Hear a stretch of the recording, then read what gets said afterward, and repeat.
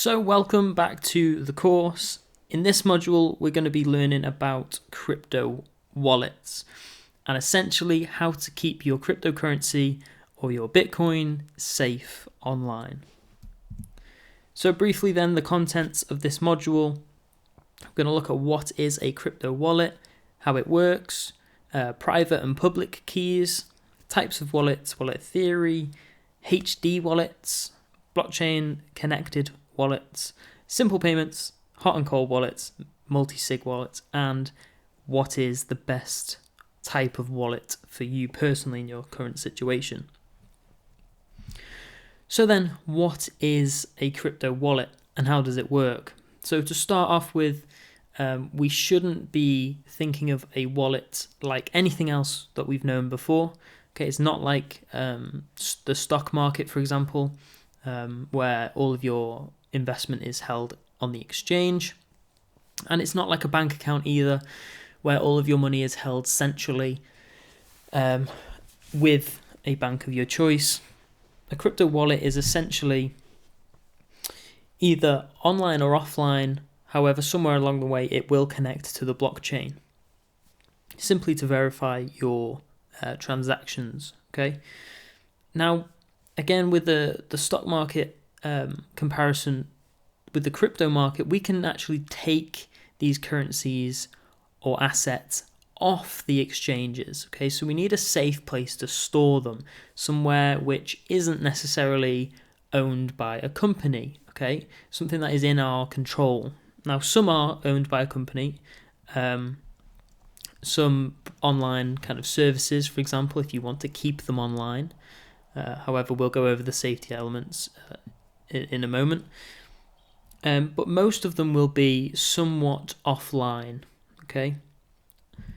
Now, how does the actual wallet itself work? Well, if we want to compare it to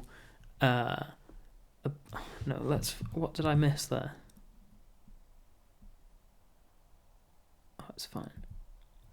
So then, how does it actually work? Well, what we can do is, very simply, we can just compare this to a plastic bank card, okay, credit or debit card, for example. Now, the private key, so we've got two new words here. We've got private key and public key. The private key is like your bank details, okay? It's like your the long number on your bank card and the verification numbers on the back of the card as well. Okay, so anything you need to make a payment or to access your account, for example, you're going to need that private key. Now, again, with the safety element, you want to keep this just as safe and secure as your actual bank card, okay, with the numbers on the front and the verification numbers on the back. So the private key is private for a reason. It allows access to our accounts. Okay, so not only to make payments, but it allows full access into our accounts. Okay, it's essentially like a little password. And the public key, okay, going back to the same analogy of the bank card, it's like the sort code and account number at the bottom of your card. Okay, it allows people to make transactions and deposits to an address. So a public key is maybe called a public address as well. So then the private keys, they assign to each new wallet that is open. So if you open a new wallet, whether it's with a new exchange or company, because when you're on an exchange, you'll have a wallet, you'll have an address, and you can transfer funds or currencies, coins, back and forth from different exchanges if you wish to. Okay, so it's not like the stock market, for example. It's very easy to actually move exchanges. Okay, so the actual private key itself is a string of alphanumerical code. Okay, so it's very, very complex. It's random and it's not predictable whatsoever. Okay, and this must be kept private, like I've just said, as safe as your bank details, if not even safer. Okay, it's like having your password on your bank card as well as the long number on your card. Okay, so then the public key again, like we just explained, it's actually created from your private key, okay, to ensure that you are the account holder and have both keys available. So it can never be decrypted. You can never go backwards and undo the process that was undertaken to actually create the public key to find your private key. You can't do that. You can't decrypt it. Okay, so it's, in a sense, it's like a hash function, for example. So it can never be decrypted to reveal your private key. However, you will need them both available to you. So then, in terms of types of wallets, okay, we've got hot wallets, cold wallets, hard wallets, and HD wallets. Now, HD is not high definition. We'll go on to explaining what HD is in a moment. But before we actually go into detail on those wallet types, just a little bit of wallet theory. Okay, if you're going to open a wallet on your computer, standard wallets will create a wallet.dat file containing your private key, and you must safely secure this on an encrypted drive. Okay, if you're not aware of how to actually store anything on an encrypted drive, please do some research and actually dive into how you can get yourself set up with an encrypted drive to safely secure your private key. Okay, and a HD wallet will create a seed code as well. So this seed code, again, it needs to be kept just as safe as the private key. And I'll explain what a seed code is in a moment. So, hierarchical deterministic wallets, HD wallets. So as well as a private key code, these wallets will give you a seed code of a string of random words in sequential order, okay, as another key. So you'll get maybe 24 words in a completely random order, random words as well. And this can be used to reconstruct your private key if your cold wallet is destroyed or stolen. Now again, we'll go on to what a cold wallet is in a moment. It's essentially something which is offline, okay, like a USB, for example. So we can actually secure ourselves with a seed code. And if we keep the seed code secure and private, if something does happen to our cold storage units, then we can actually regain access to them and regenerate a private key. So, connected to the blockchain. Some wallets will connect to a full node copy of the blockchain to validate your transactions. Okay, hot wallets in particular, anything on an exchange, anything online connected to the internet will connect to a full version of the blockchain to make sure you have enough bitcoins or coins in your account and the correct amount is credited or debited from your account. Okay, so an SVP or light wallet do not contain or store copies of the blockchain as they're very data insensitive. Okay, they don't require large amounts of data.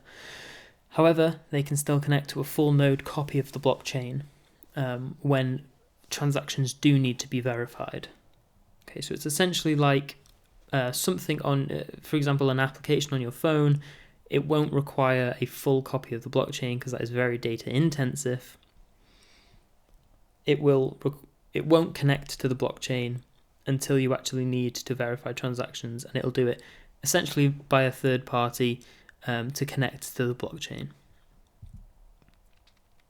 So simple payment verification. It's essentially just faster, more convenient wallets, again like mobile wallets, desk wallets, or web apps. All kind of applications.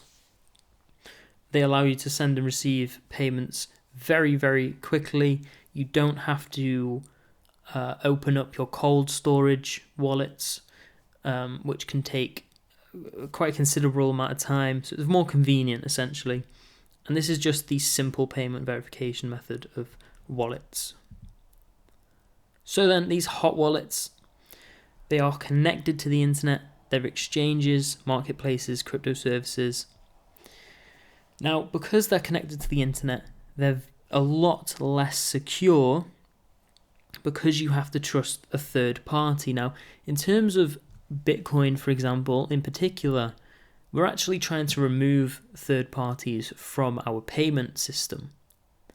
Now, what a hot wallet does, yes, it's more convenient, but it reintroduces these third parties to the transactions that we make. Okay, so it's great for actually purchasing cryptocurrencies themselves. However, to actually make payments and to use on a day-to-day basis, we don't necessarily want to have our funds on an exchange, for example. We want other methods of payment and storage. So then cold wallets, which essentially are even more inconvenient, however, they're more secure. You trade the two. So they're not connected to the internet. So you could have a physical wallet, like a USB or a drive, a paper wallet, which I wouldn't really recommend, and a brain wallet, so your own memory, okay? Again, I would not recommend a brain wallet. For example, I have seen people engrave their seed codes on, they've almost transcribed them into a metal plate, okay?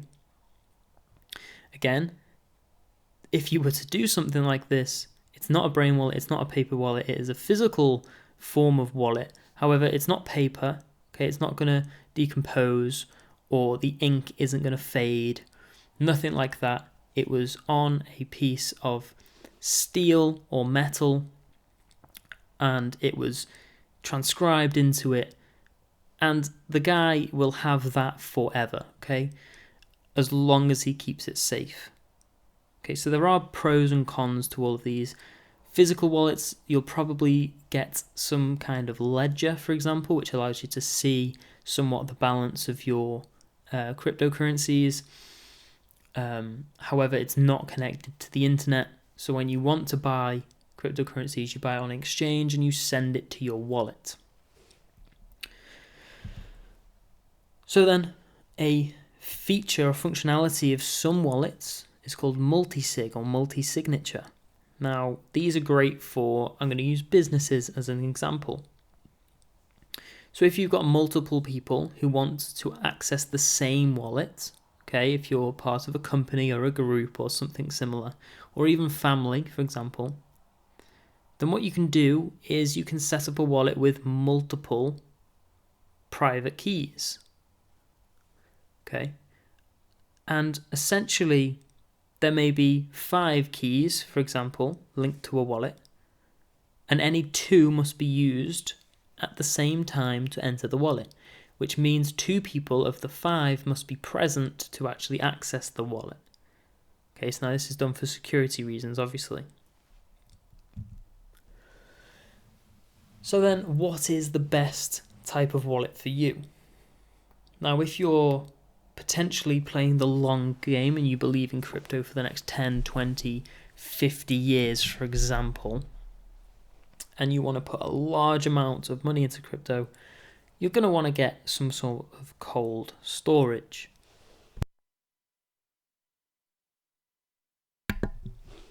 If you have a medium amount of crypto, you might want to get something like a hot wallet, okay? Some kind of HD wallet with with that seed code to allow you to gain access if you do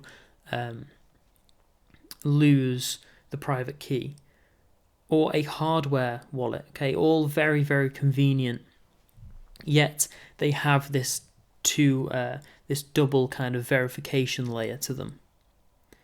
Or if you have a really small amount of crypto, or you want a large amount. You want a cold storage and some kind of hot wallet like an exchange or something, or a payment app, okay, and you use that as kind of like your debit account, for example, on some kind of payment app. Or if you want to continue buying currencies on an exchange, accumulating to a certain amount and then depositing into some form of cold storage unit, then you might want to go with an exchange, a marketplace, or a payment app, okay? They're best for small amounts because they're connected to the internet, but these small amounts are also being trusted with a third party. So the medium amount, the hot wallet, HD wallet, hardware wallet, there's no third party, okay? The risk is less. However, they may still be connected to the internet. So again, in terms of small amounts for high risk, medium amounts for medium risk, large amounts, very, very little risk, okay? So then, that is crypto wallet complete. Again, the idea of crypto wallets is very, very simple. However, actually getting stuck into crypto wallets is a little bit more confusing and time consuming. So get started, have a look into some wallets, do some research, okay, and have a play around sending money, very, very small amounts of money from one wallet to another, okay, in terms of coins or currencies. Okay, just practice. And also, don't forget about blockchain times. If your funds take 10 minutes, okay, like on Bitcoin, to actually transfer, don't worry, okay? It's not as instantaneous as you may think for cryptocurrencies. However, the technology is being developed with companies such as Cardano for fast payments. However, Bitcoin's blockchain takes about 10 minutes. So again, just don't be worried about that waiting time. So that's crypto wallets done, and I will see you in the next module where we're going to learn about crypto mining or Bitcoin mining, okay, and the blockchain process behind how it all works. So I will see you in that module.